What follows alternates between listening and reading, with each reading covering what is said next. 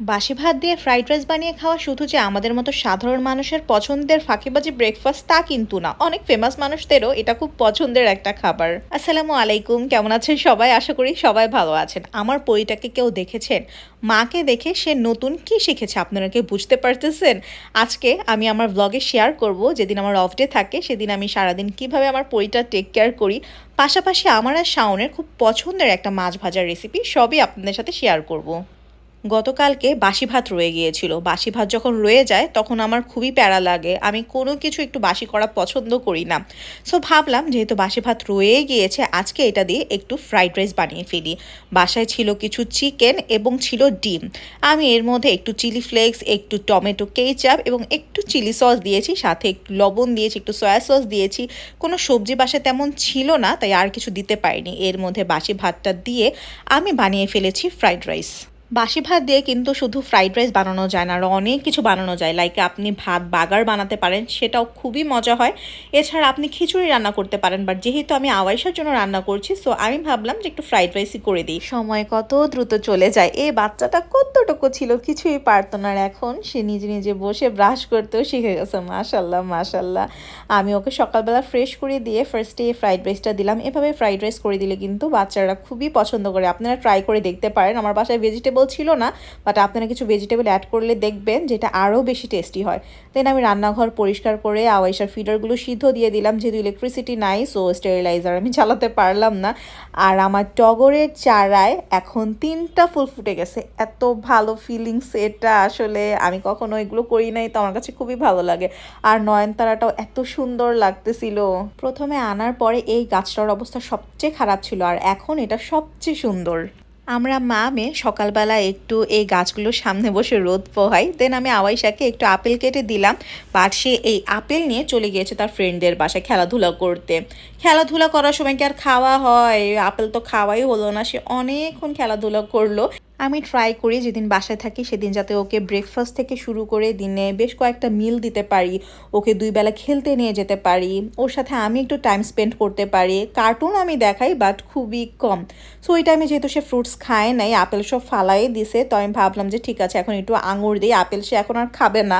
And আওয়াইশাকে আঙুরগুলো দিয়ে আমি একটু কার্টুন দেখতে দিয়েছিলাম, কারণ এখন আমার বাসার বেশ কিছু কাজ করতে হবে। লাইক শাওন গতকালকে রাত 11টা বাজে মাছ নিয়ে আসছে এতগুলা।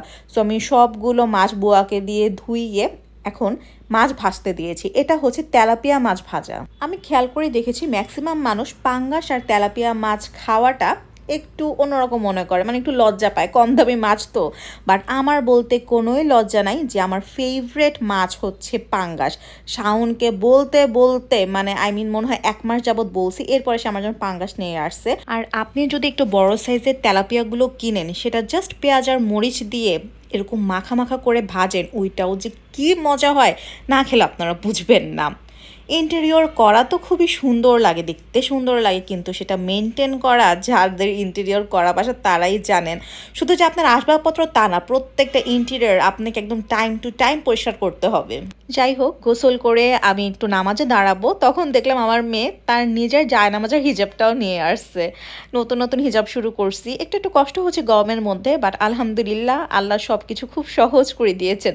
আমার মেয়েও দেখেন আমাকে দেখে কি সুন্দর ইন্সপায়ার্ড হয়েছে। একটা ছোট্ট হিজাবি পরি, হিজাবি পরিটাকে এখন আমি একটু দুপুরের খাবার খাওয়াবো। আমরা যা খেয়েছি ঠিক ওকে তাই দিয়েছি, দেন ওকে ঘুম পাড়িয়ে এখন আমি বাসার আরও টুকটাক কাজ করব। লাইক এই যে সব বোতলে বোতলে পানি ভরে আমি ফ্রিজে দিয়ে রাখবো, কারণ মানে এখন ঠান্ডা পানিটা যে একটা কত বড় নেসেসিটি হয়ে গেছে। এত অস্থির লাগে যতক্ষণ পর্যন্ত না ঠান্ডা পানি খাবো ততক্ষণ পর্যন্ত মানে মন শান্ত হয় না।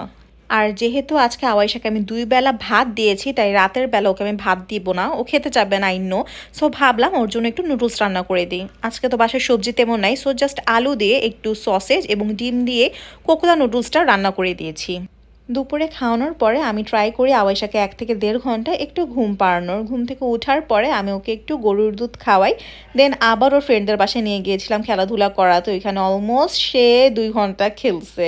দেন ওর বাবা চলে আসছে, আর ওর বাবা ওর জন্য নিয়ে আসছে কাট্টি। কাট্টি মানে কি আপনারা কি জানেন বলেন তো?